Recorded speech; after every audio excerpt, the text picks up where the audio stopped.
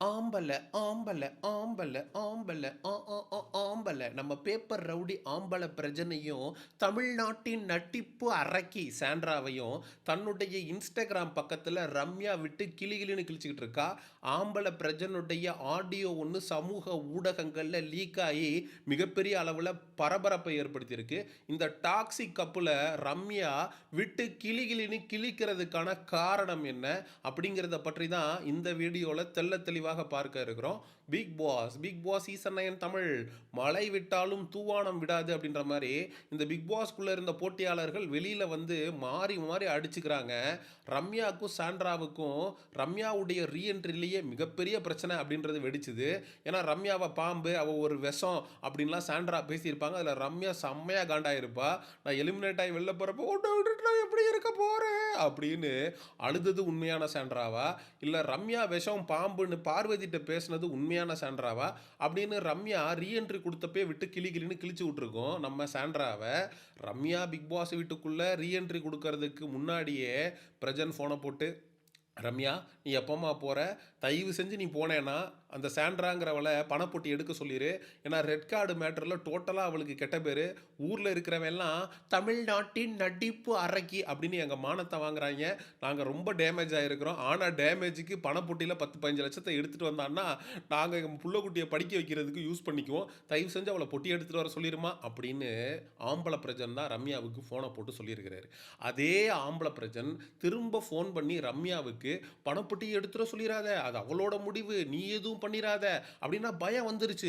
ஐயோ ரம்யா கிட்ட நம்ம பணப்பொட்டி எடுக்க சொல்லிட்டோமே, நாளைக்கு சாண்ட்ரா பணப்பொட்டியை தூக்கிட்டு வெளியில வந்துட்டான்னா நம்ம ரம்யாட்ட சொல்லி ரம்யா சாண்ட்ராட்ட சொல்லி தூக்கிட்டு வந்தா அப்படின்ற மாதிரி வேற மாதிரி பிரச்சனை போயிடுமே.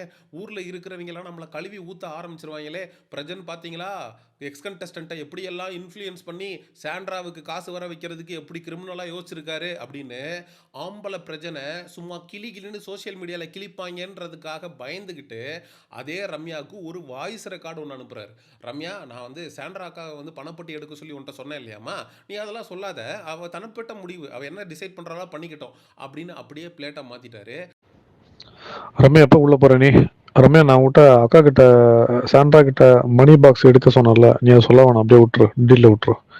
எதுவுமே சொல்லாத, உனக்கு கொடுத்த டாஸ்க்கை மட்டும் நீ பண்ணிக்கோ, சரியா? நீ எதுவுமே சொல்ல வேண்டாம், அதுக்கு தான் உனக்கு அடித்தேன், சரியா? மணி பாக்ஸ் எடுக்க வேண்டாம், எதுவும் சொல்லாத, அப்படியே விட்டுரு. அவங்கள அங்கேயே மாட்டிக்கிட்டோம். இந்த சாண்ட்ரா ஒவ்வொரு இன்டர்வியூல வந்து உட்காந்துக்கிட்டு நான் பணப்பட்டி எடுக்கிற ஐடியாலே இல்லைங்க, ஆக்சுவலாக பிரஜன் வந்திருந்தாருன்னா அவர் சொல்லியிருந்தாருன்னா நான் பணப்பட்டி எடுத்திருந்திருப்பேன்.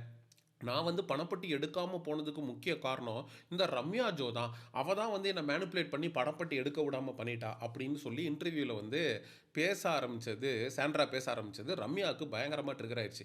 ஏன்டி நீ உள்ளே ஒன்று வெளியில் ஒன்று, இங்கே ஒன்று அங்கே ஒன்றுன்னு மாற்றி மாற்றியாக பேசிக்கிட்டு இருக்க.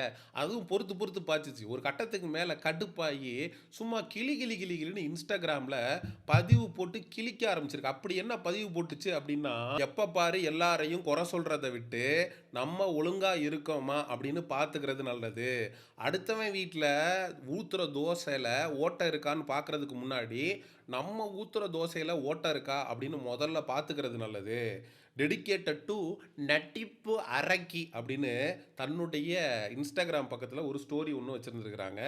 அதுக்கப்புறம் ஒரு கமெண்ட் செக்ஷனில் உன் புருஷன் தான் எடுக்க வேணான்னு சொன்னார், ஐ ஹாவ் ப்ரூஃப், எம்மா வாய்ஸ் ரெக்கார்டு வச்சுருக்கேன், நான் உன் புருஷன் சொன்னது 100% சும்மா சொல்லன்னு சொல்லக்கூடாது, எப்போ பாரு எல்லாரும் பற்றியும் தப்பாக பேசிக்கிட்டு நீயும் உன் புருஷனும் விக்ரம் சபரி நீங்கள் அதுக்கப்புறம் சாண்ட்ரா பிரஜன் இவங்க 4 பேர் தான் நல்லவங்க.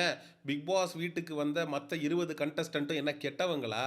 நாங்கள் கெட்டவங்களாவே இருந்துட்டு போகிறோம், ஆனால் ஓ லட்சணம் என்னன்றது மக்களுக்கு தெரியணும் அப்படின்னு ரம்யா ஜோ தன்னுடைய இன்ஸ்டாகிராம் பக்கத்தில் இந்த டாக்ஸிக் கப்பில் சும்மா கிளின்னு கிழிச்சு விட்ருக்கா. நம்ம இந்த ஆம்பளை பிரச்சனையும் நடிப்பு அரக்கி சாண்ட்ராவையும் பார்த்து சொல்லக்கூடியது என்னன்னா, உங்களுக்கு நல்ல எண்ணம் இல்லை. நல்ல எண்ணம் இருந்துச்சுன்னா அந்த 18 லட்சம் அப்படின்றது உங்களுக்கு கிடைச்சிருக்கும். அப்போது அந்த 18 லட்சம் காசு போச்சே, அதையாவது நம்ம எடுத்துகிட்டு வந்திருக்கலாமே அப்போ அப்படின்னு இப்போ உட்காந்துக்கிட்டு கதறது எந்த விதத்துலையும் உங்களுக்கு பிரயோஜனமே கிடையாது. அப்போ ப்ரெசன்ஸ் ஆஃப் மைண்டுன்றது சாண்ட்ராவுக்கு இருந்திருக்கணும். ஏன்னா இதே ரம்யா ஜோ பல தடவை கானா வினோத்தை எடுக்காதன்னு சொல்லியிருப்பாங்க. அதையும் மீறி தான் கானா வினோத்தை 18 லட்சத்தை எடுத்துக்கிட்டு பிக் பாஸ் வீட்டை விட்டு வெளியேறினான். அதே மாதிரி சாண்ட்ராவுக்கு அறிவு இருந்திருக்கணும். நம்ம இவ்வளோ நாள் ட்ராமா போட்டு ஊரை ஏமாற்றி தான் நம்ம பிக் பாஸ்க்குள்ளே வந்து இவ்வளோ நாள் சர்வே பண்ணியிருக்கிறோம். நம்ம இந்த ரெட் கார்டு மேட்டரில் பார்வதி மற்றும் கமருதீன் 2 பேருக்கும் நம்மளுடைய ஆஸ்கர் லெவல் தத்ரூப நடிப்பு தான் ரெட் கார்டு வாங்கி கொடுத்துருக்கு. மக்கள் நம்மளை கண்டிப்பாக வெறுப்பாங்க. சாண்ட்ரா என்ன நினச்சிட்டு இருந்துச்சுன்னா, நம்ம எப்படியாவது டைட்டில் வின்னர் ஆயிடுவோம், 2 பேர் நம்மளால் ரெட் கார்டு வாங்கிட்டு போயிட்டாங்க, வெளியில் இருக்கிற மக்கள்லாம் நம்மளுடைய நடிப்பை நம்பி நமக்கு மிகப்பெரிய அளவில் சப்போர்ட் பண்ண போகிறாங்க அப்படின்னு பகல் கனவு கண்டுகிட்டு இருந்துச்சு. அதுக்கு மக்கள் பட்டநாமத்தை போட்டு சாண்ட்ராவுக்கு அடுத்த வாரமே, அதாவது ரெட் கார்டு வாங்கிட்டு பார்வதியும் கமருதீனும் வெளியேறாங்க. அதுக்கு அடுத்த வாரமே சாண்ட்ராவுக்கு விபூதி அடித்து சேனல் வெளியேற்றி விட்டுறாங்க. அப்போ உள்ளதும் போச்சடா நொல்லக்கண்ணான்னு சொல்லி பணப்பட்டியும் கிடைக்கல, டைட்டிலும் கிடைக்கல, ஒன்றுமே கிடைக்கலங்கிற விரக்தியில் இந்த ஆம்பளை பிரச்சனும் இந்த நடிப்பு அறைக்கு சாண்ட்ராவும் சமூக ஊடகங்களில் இருக்கிற எல்லா கண்டஸ்டன்ட்டையும் பற்றி தப்பாக பேசுறது, இவங்க பேசுகிறத ப்ரொமோட் பண்ணுறது அப்படின்னு காசை கொடுத்து பிஆரை செட் பண்ணி இறங்கி வேலை பார்த்துக்கிட்டு இருக்காங்க. இப்போது ரம்யா ஜோ மேலேயும் பழிய போட்டு சாண்ட்ரா பணப்பட்டி எடுக்காமல் போனதுக்கு ரம்யா ஜோ தான் காரணம்னு சொல்லி அவள் ட்ரிகர் ஆகி அவள் இன்ஸ்டாகிராமில் இந்த டாக்ஸிக் கப்பில் விட்டு கிளின்னு கிளிக்க ஆரம்பிச்சிருக்கா. இந்த டாக்ஸிக் கப்பிள் பற்றி ரம்யா ஜோ ஒரு 1.5 நிமிஷத்துக்கு பேசி ஒரு வீடியோவே வெளியிட்டிருக்கிறா. அதை நம்ம சேனலில் வந்து நான் அப்லோட் பண்ணுறேன் இந்த வீடியோடைய முடிவில்.